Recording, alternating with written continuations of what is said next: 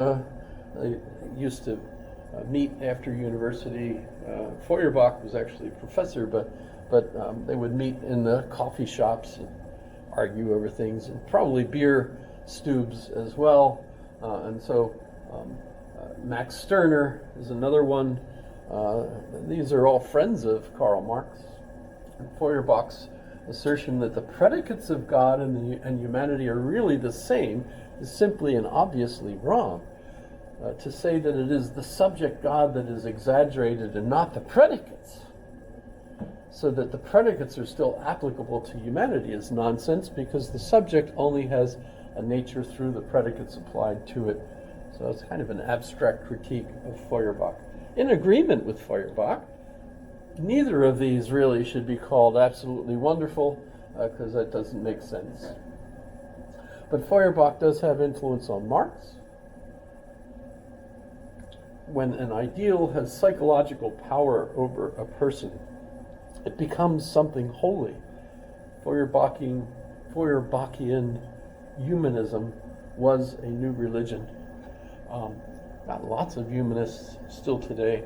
And the real key to me is if the humanist also feels like God doesn't exist and they're atheists, so they're an atheistic humanist.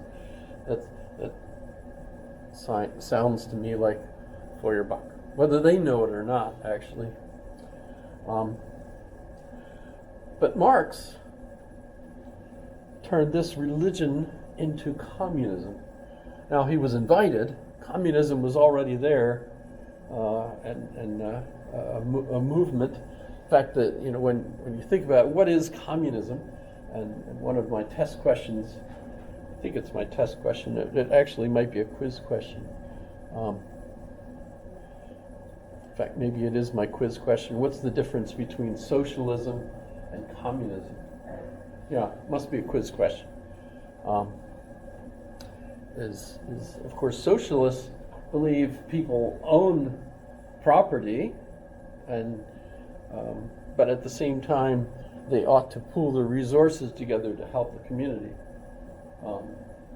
We clearly live in a socialist state, the United States, not anything like what the USSR was, the Union of the Soviet Socialist Republics, which was not officially communist, even though their philosophy was essentially based on communism, but they called themselves a socialist, socialistiski, right? All the SSRs were socialistic, right? And what exactly is that? Well, that's where the government needs to help people. You don't have everybody just living on their own. Strictly speaking, capitalism is a philosophy, or an economics, a view of economics based on Adam Smith. I should go to Adam Smith for folks. I don't know if you're familiar with Adam Smith. Really should have talked more about him when we were talking about David Hume. Adam Smith was a younger man than David Hume, but influenced by David Hume. In fact, he got in trouble while he was, I think he was at Oxford, either Oxford or Cambridge, and he was reading David Hume's book, and he got in trouble because you weren't allowed to read that book. It was a banned book in that school, and so they took the book away from him. He might have even been punished in some sort, I don't know. But as soon as he had the chance, he went back to the bookstore where he bought it and bought another copy because he was such a fan of David Hume. Notice they're saying he's the father of economics, the father of capitalism. Obviously not in the sense that he created capitalism, but as describing it as a system.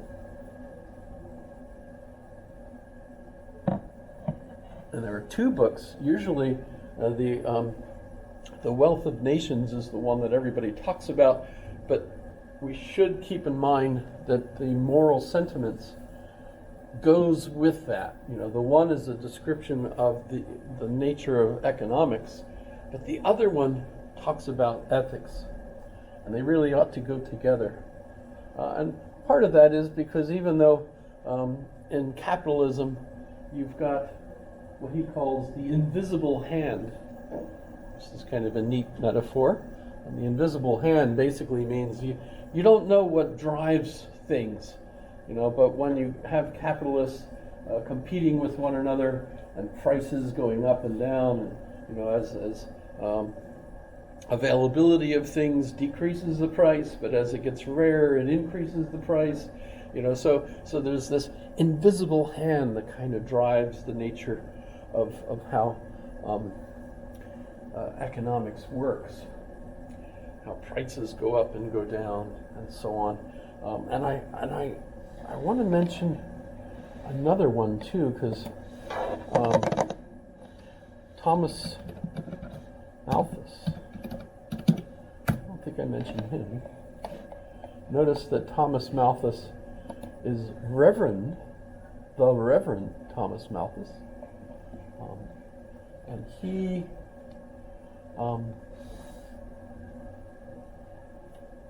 in fact, we refer to things as Malthusian catastrophe. He's the one who gives us the theory that populations expand and decrease depending on the availability of food and things that the population need, and that naturally the population will grow much faster than the ability to feed the population. If things are there and available for the population to grow, they will. But eventually what happens within a generation or so is that you end up with a population that's too large to be supported by the available resources, and as a result you end up with susceptibility to war, famine, disease, these things that are referred to as Malthusian catastrophes, plague and things of that sort. A war. What do people fight over? Even World War II, when you think about World War II, there's a fascinating book called The Taste of War.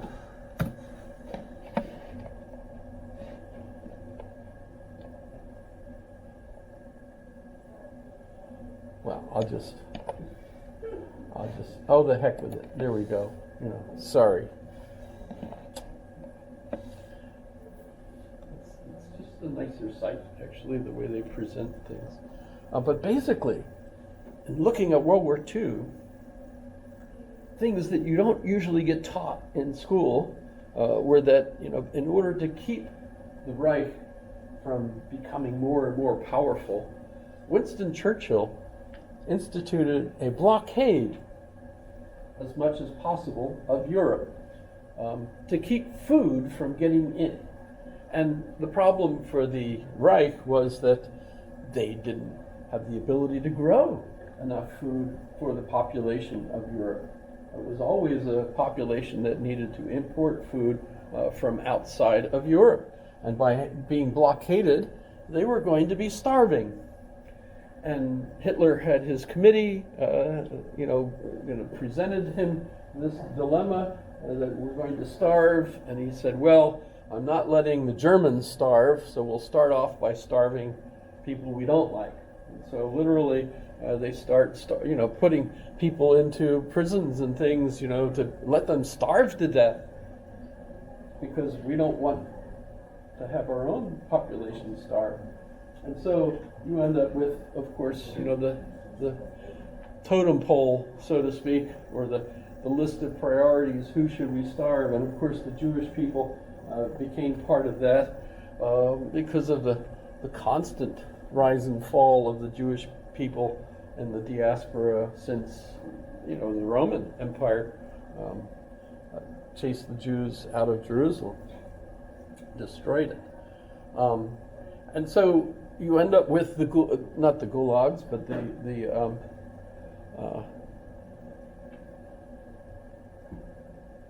getting old. The camps that they were put in. with ovens. Why did the ovens come along? Well, it turned out that it takes a long time for people to starve to death. And they thought, that's not very decent or human. Let's figure out a way to kill these people faster for their own good. And of course they came up with the poisons, the gases, the ovens. Kill people faster. It's more humane to kill them faster. But so this book points out that if it wasn't for Winston Churchill's desire to make sure that Germany couldn't continue to gain power and then essentially overcome the British Empire, then World War II might not have actually happened. Because what drove the Nazis to engage in further expansion and war was the need for food. They said Lebensraum, or living space, but literally the Ukraine, which, by the way, of course, we're still engaged in a war between Russia and Ukraine. Why? Well, is it because even Russia needs Ukraine to feed Russia?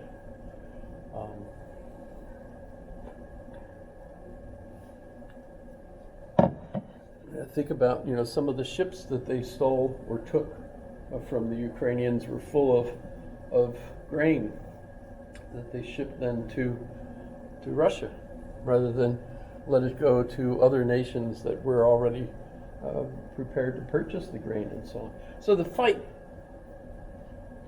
comes down to food, the battle for food. And so Malthus, a lot of people think Malthus was totally wrong, because obviously there's way more people now than there were at the time that he predicted this problem. And that's because, of course, we've created new technologies and new agricultural production that just is absolutely unbelievable compared to what used to be the case. And as a result, we've been able to feed 8 billion people. Wow. Although, notice that we are having problems with our agricultural farms and things because we're running out of the water and the systems, and famine looks like it could come, and it is in fact happening to lots of places.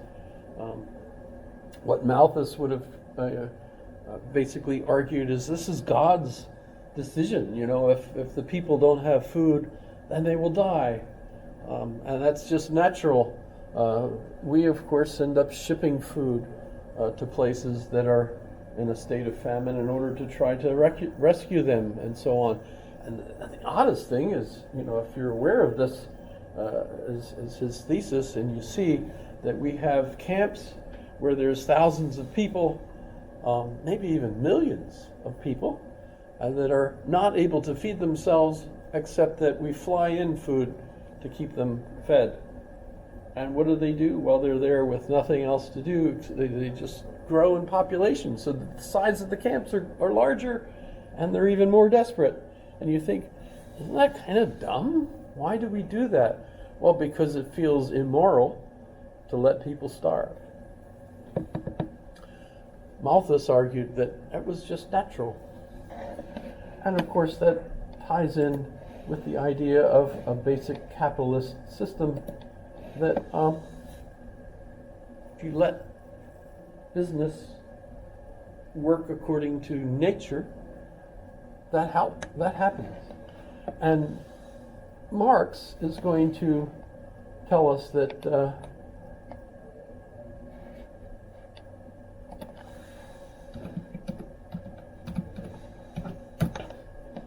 that's what happens with capitalism. His main book, Das Kapital, which is capitalism, Das Kapital, right? And by the way, today, the one philosopher that I especially admire, who's European, is from Yugoslavia originally, which of course has collapsed, and Slovenia is the actual country that he hails from, and that's Slavoj Žižek. And Slavoj Žižek is kind of a proponent of communism, not as a possible social system that could actually be practically set up anywhere. I mean, he saw the dismal failure of communism in the country where he lived as a kid and growing up and so on, although at the same time he's also very thrilled with how he, being an odd intellectual and arguing against a lot of communist ideals, they wouldn't let him teach, so they just gave him a job doing research, and as a result he got into this habit of writing book after book after book, so that he's, if you look up all the books he's written, it's kind of a deluge of words, and that's the way he talks as well. But when you get right down to it, he's not a proponent of communism as a potential solution to our dilemmas. Instead, he is a proponent of communism